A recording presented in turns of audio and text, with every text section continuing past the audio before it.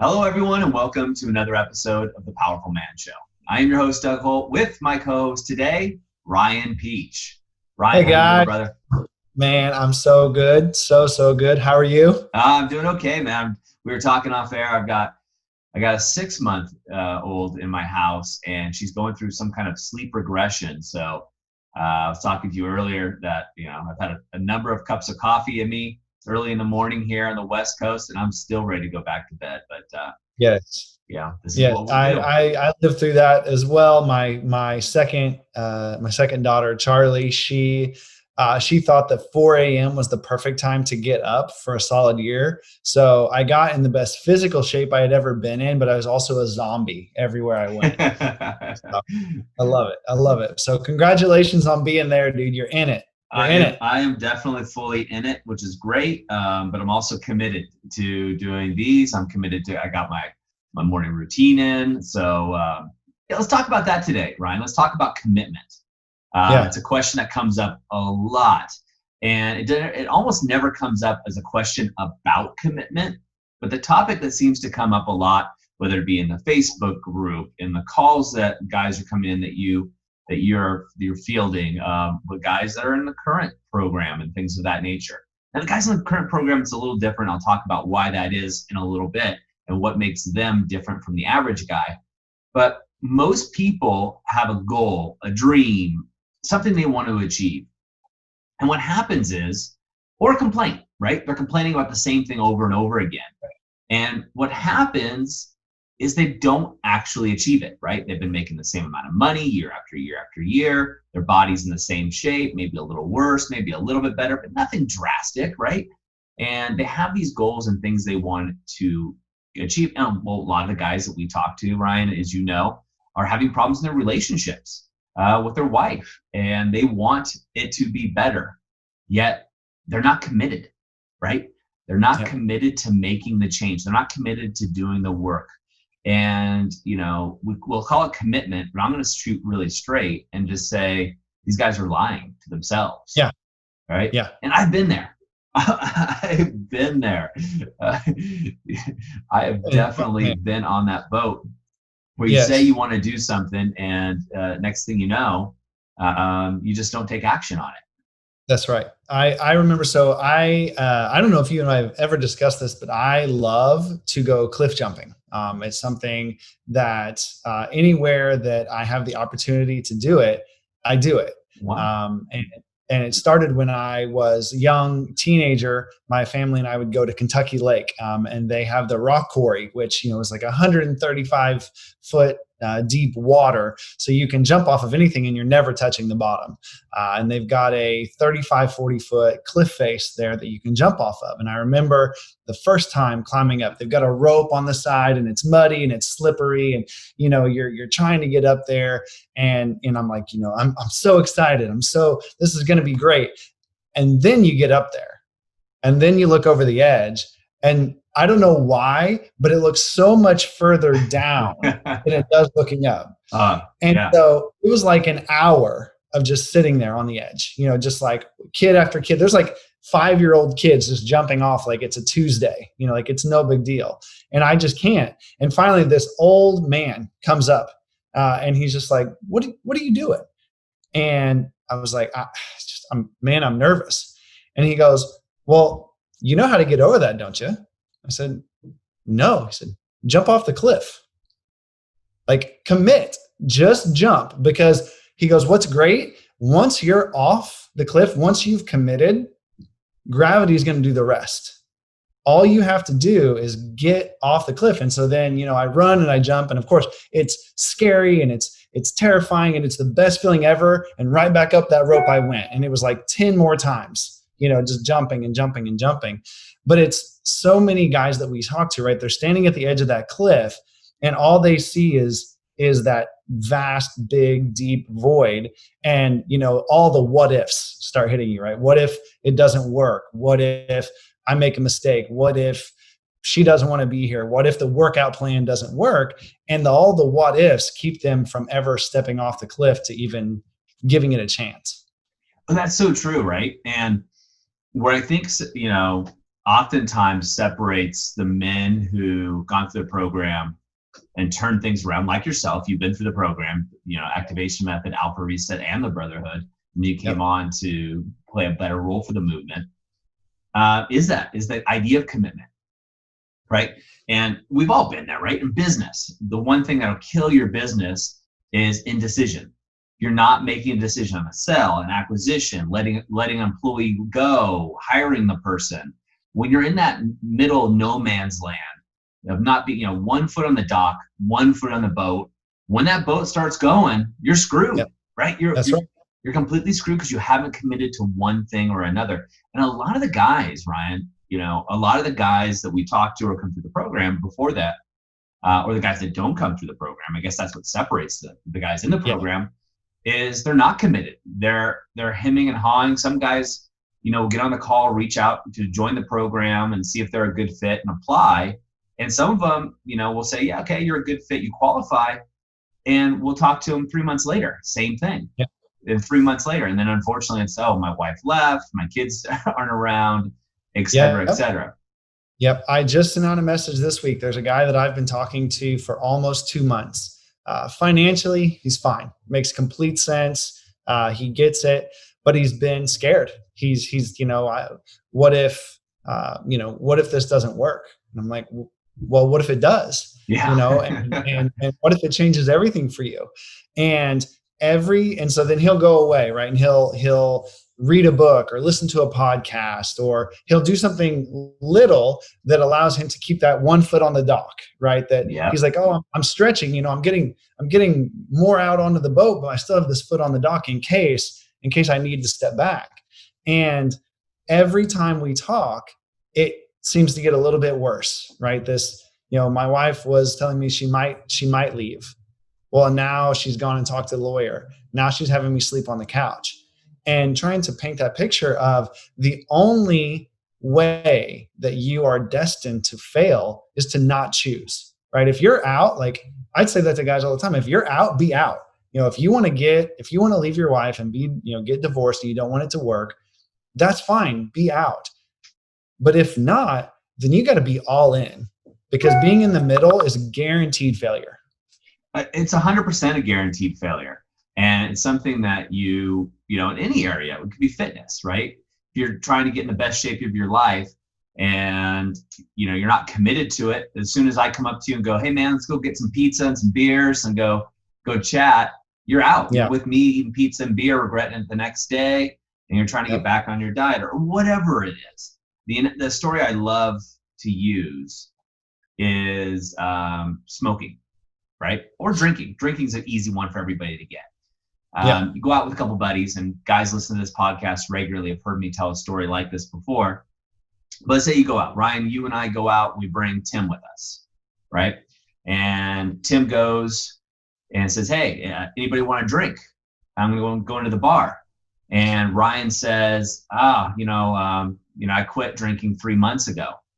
And I look at Tim and say, I don't drink, right? Now, both you and I, in this case, Ryan, are saying we're not going to have a drink. However, which one of us is really committed, right? It's me, because I say I don't drink. That is my new identity. Right? It's a very different energy than I quit 3 months ago. Because when you say I quit 3 months ago, you're leaving a small window open there, right? A crack in the door to open it up and restart. And that's a it's a very different theory. And I learned that many, many years ago. And it applies though, whether it be relationships, your health, your wealth, and all those areas are, what are you fully committed to? And are you fully committed to saving your marriage or making it better? You can't affect the other person. So let's get that clear.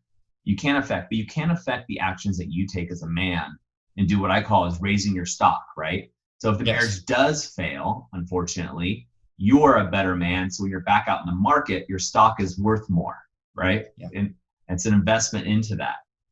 Yes. Yeah. I think I see so much with so many men. I saw it with myself for the longest time, right? It would be, I love my wife. I love to work out. I love being healthy, right? I love to take time for myself. Well, that's great.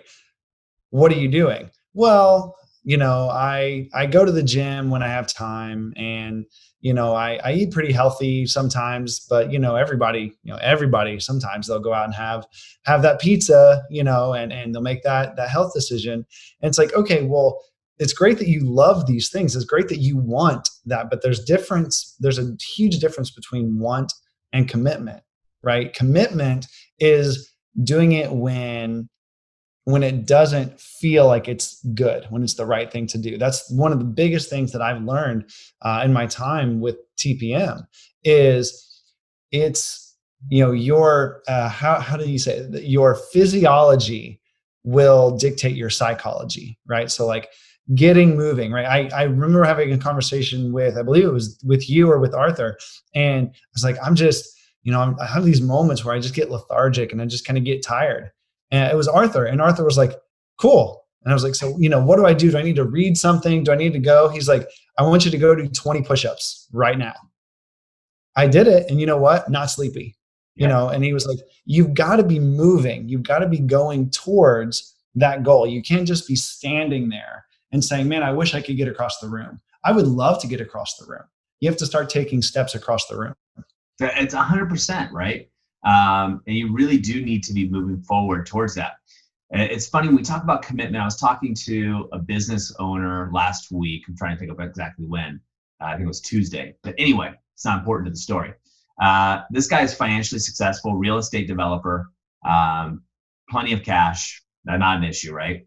And we were talking, and really wants to get fit, like really fit, wants to get ripped. And he's at a stage of his life where he's got time and really wants to go after it. And what he told me is like, yeah, I love the gym that I have here, but I'm thinking about getting rid of it. And, it's one of these health spas, Doug, that's got the pool, the sauna, the jacuzzi, and all of these things. He's like, yeah, but it's $200 a month. And I just, I don't know if I want to pay like $200 a month for your health and fitness. I mean, come on, Come on. Yeah. This guy, I can afford $2,000 a month without much of a problem. But again, are you committed, and where are you putting your priorities, right? If every dollar's a vote, where are your dollars voting towards? Are they voting towards your commitment, towards your health, towards your marriage, towards something else you're trying to do? Or are you using that as an excuse? And a lot of men use price as an excuse. Price of the gym, price of the program for the activation method, price for taking their wife on a date. They'll use that as an excuse, yet they'll buy so many other things to sedate themselves. New TVs, going out to expensive dinners, wine, martinis, talking to a guy who loves his martinis the other day too. And all of these things that add up so quickly, yet they don't invest where they say they're committed. That's right. I think it was Dave Ramsey or somebody else really, really smart when it came to finance. They said, show me your calendar and your checkbook and I'll show you what you care about. Yeah. And that was a huge inventory gut check for me, right? So like I went into mint.com and I looked at where I'd spent my money and I was like, wow, apparently I'm really committed to drinking alcohol. Like I am heavily invested in drinking because I've spent on average $300, $400 a month on booze. Wow.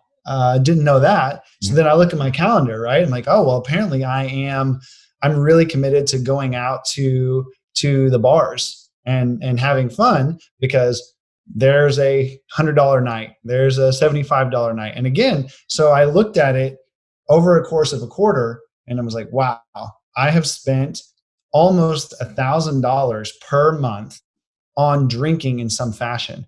Apparently, I don't think that it is, but what I'm seeing is I am committed to being that person. And I didn't want to be committed to that anymore. And that made that shift, right? It's like, yeah, to go out and have a drink and all that, that's fine. But I don't want to be that person. I want to be committed to, like we've been talking about, like surfing, like learning to surf, being out on the water, being near the beach. Like, cool. Like I want that. I want time with my family, time with my kids. Like where do I see where I'm actually committed? 100%. And I think, like we say, show me your calendar, show me your bank statement, I'll show you your priorities. The same thing. And where are you committed? So, to guys listening to this right now or watching this on YouTube or wherever you may be, really take Ryan's advice right here and look at your calendar, look at your checkbook, or look at Mint or QuickBooks or Xero or whatever software you use to track your finances, and see where you're vested. And if you're all of a sudden you're waking up going, crap, I don't like the man I see in the mirror. Crap, I don't like, my wife is telling me that I'm not the guy she married. Go back and look at the last year, kind of like you did, Ryan. You determine I'm spending $1,000 on going out to happy hours a month. That's, Yep. Right? That's $12,000 a year. But how much are you spending on date nights? Yeah. Right? Where's your commitment? Well, I go with my buddies. I spend 12 grand. I go out with my wife, the woman I committed my life to, the one I said I love you forever. I'll take care of you. We're looking at a couple $100 here.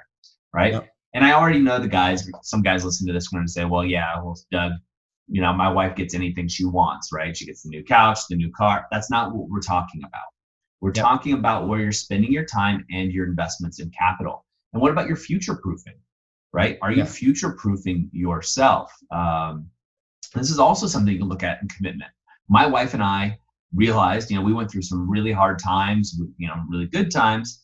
And we decided to get, and Tim and Amelia are doing this right now, same person actually. We decided to hire a relationship coach, quote unquote intimacy coach, when times were good. Because we looked back and said, wait a minute, why are we always in crisis mode trying to put out fires? Why are we investing in ourselves and our relationship when things aren't good? Let's be ahead of this. Let's be ahead of the game, and let's invest in our relationship as a couple before it's an issue, right? And spend more money than we're comfortable with, because when you pay attention, right? You pay attention. When you invest in something at a level that's uncomfortable for you, like the gym, right? You pay $600, you pay $6,000 a month for the gym. Guess what? You're showing up. You're showing up twice a day, right? Right. Right. That's exactly right. Yep. And whenever I did that, and I literally did that, I went and paid for the most expensive gym in town. Whenever I made the shift, I was like, okay, I want to be, so this was back when I lived in Indiana, so no beach. And so I was like, I'm committed to being a healthy person. And, I listed out the why, right? I want to be the dad that's 50, 55, 60 years old and outrunning my kids. They're still trying to beat me at things that we're playing, right? I don't want to be the guy on the sideline. I want to be playing with my kids. And, I want my wife to want me to put my shirt on when I go outside. I want her to be very uncomfortable with how good I look. I like that. It's, I want these things, right? I wanted to flip the script on so many things. And so I was like, cool, I'm going to go to this gym because they have free childcare. Now it's not free because it's the most expensive gym in town, but it's free childcare. So I'm like, cool, my kids can be there. And I've got 2 hours in the gym. And there was a time in Indiana where I went 5-6 days a week, and it completely shifted. I was like, cool, now I can see 2 hours every day at the gym. I'm taking 90% of the money that I was spending on going out and I'm putting it here. And isn't it crazy? The results came. Yeah. Yeah. It was all in the commitment. Yeah. Well, when you pay attention. And that's an axiom. I heard that phrase. I don't know who it was, Jim Rome or somebody in my 20s. And at first I was kind of like, well, that's BS, but it's so true. I mean, if you guys listening to this, if you have a trainer, personal trainer, you show up to the gym.